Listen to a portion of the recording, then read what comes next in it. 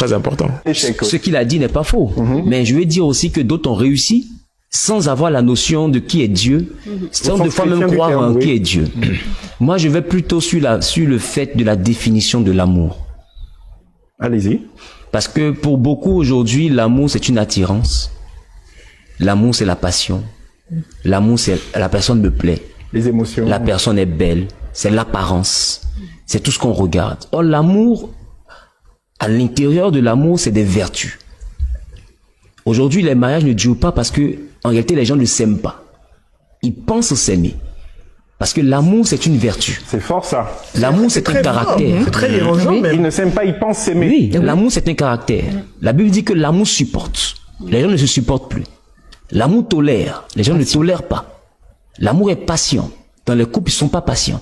On oublie que c'est deux éducations, deux cultures, deux mentalités. Deux environnements différents qui se croisent, qui doivent s'entremêler. S'il n'y a pas de la patience, mais ça va aller dans tous les sens. Donc, s'il n'y a pas ça s'appelle le véritable amour au sein d'une union, que on se limite seulement au fait que la fille elle a des rondeurs, le monsieur il est mon genre. C'est pas ça l'origine du mariage. On ne peut pas se soumettre à un homme qu'on n'aime pas. Mais c'est quoi l'amour? C'est des vertus. Voilà. Aujourd'hui, pourquoi on se marie? On se marie des fois pour être heureux. Or, en réalité, on se marie pour rendre heureux.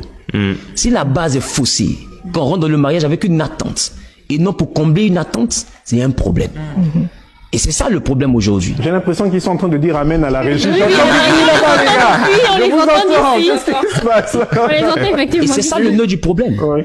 C'est que quelqu'un rentre dans le mariage pour rechercher son bonheur.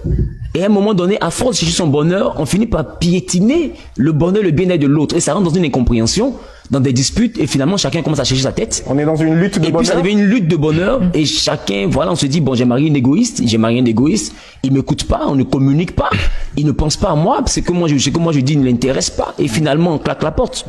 Donc tout part sur la base de ce qu'on appelle l'amour. L'amour, selon la Bible, n'est pas un sentiment, ce sont des vertus, c'est un caractère.